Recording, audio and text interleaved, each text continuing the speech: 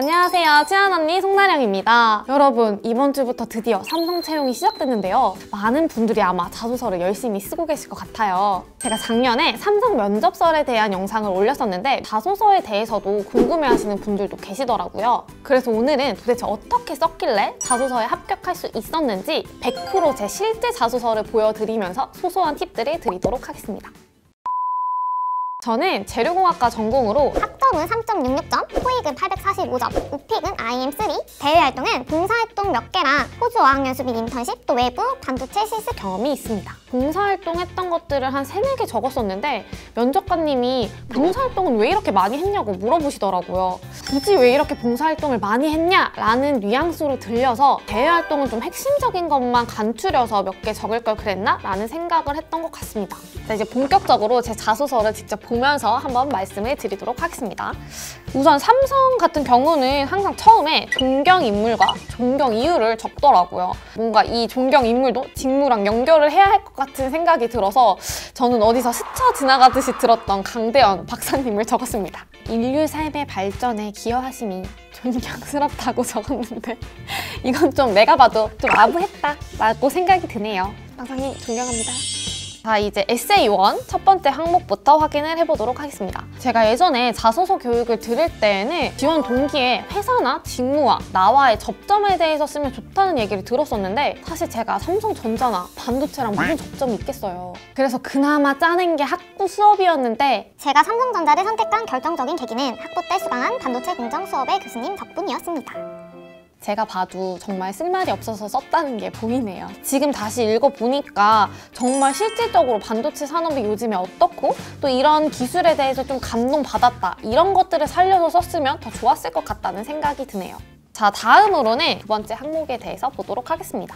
창의로의 한 걸음. 혼자 이상이 넘어가면 이렇게 두 가지 항목으로 나누고 소제목을 달면 좋다는 얘기를 들어서 열심히 맷돌을 굴려가며 소제목을 적었던 기억이 나는데 삼성전자의 인재상 중에 창의혁신이라는 인재상이 있어서 이렇게 창의로의 한 걸음이라고 적었던 것 같습니다. 사실 대학 졸업하고 바로 무슨 경험이 그렇게 많겠어요. 대학교 2학년 기초설계 과목에서 새로운 아이디어 제품을 고안하는 팀 프로젝트를 진행하였습니다. 내용은 그냥 학부 시절에 조별과제 했던 내용입니다. 다들 자소서에 하나씩은 조별과제 얘기 쓰시잖아요?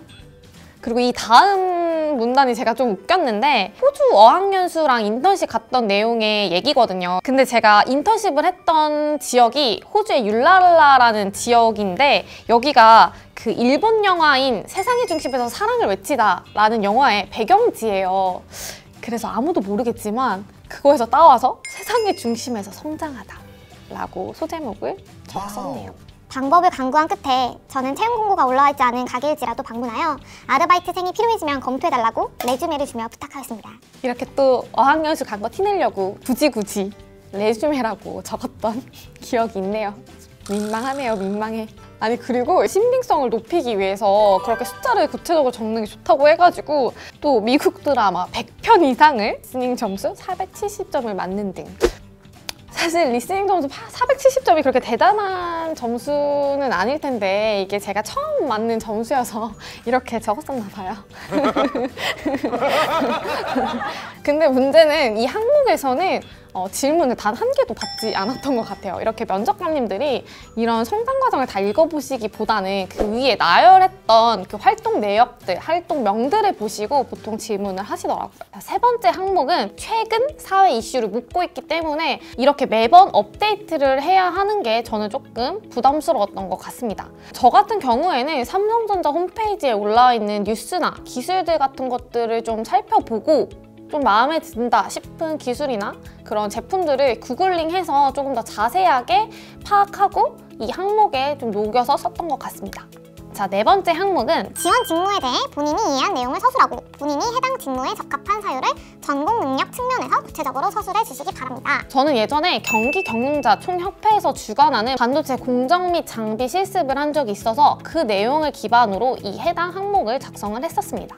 실제 현직자들을 강사로 모시고 실제 양산에서 사용하고 있는 공정 기술과 메모리 반도체 소자의 작동 원리에 대해 학습하였습니다. 특히 명지대 팹에서 베어 웨이퍼 위에 캐패시터와 인덕터 패턴을 남기고 그 위에 최종적으로 비야 패턴을 남기는 공정 실습을 통해 실무적인 경험을 할 수 있었습니다. 이렇게 이 실습을 통해서 직접 방진복을 입고 그 웨이퍼에 직접적으로 CVD, 스퍼터링, 포토리소그래피 등등 다양한 공정들을 직접 실습해 볼 수가 있었는데요. 예전에 박람회나 수업 시간에 사실 웨이퍼를 직접 실제로 본 적이 있기는 하지만 이렇게 팹에 들어가서 각 공정들을 진행해 보니까 이론으로 배웠던 것보다 확실하게 이해가 되더라고요. 또 웨이퍼를 현미경으로 확대해서 본 건 처음이었는데 패턴이 나타나는 것들도 신기했던 것 같습니다. 찾아보니까 제가 했던 때보다 반도체 실습을 주관하는 기관들이 굉장히 많이 늘어나서 만약 시간과 기회가 되신다면 이렇게 반도체 공정 실습을 해보시는 것을 적극적으로 추천드립니다. 경기경영자총협회 홈페이지를 찾아보니까 이 반도체 공정 실습을 선착순으로 마감될 때까지 모집하고 있고 3월 말부터 4월 초까지 모집순으로 순차적으로 개강한다고 하니 잘 찾아보시면 좋을 것 같습니다. 교육비가 전액 무료이고 교육 수료 시 훈련 실비까지 지급한다고 하니 게이드. 여러분, 제 자소서는 그 수많은 합격 자소서 중에 하나일 뿐이니까 제 자소서가 정답이다 라고 말할 수는 없지만 이런 식으로 작성하는 방법도 있겠구나 참고하시면 좋을 것 같습니다.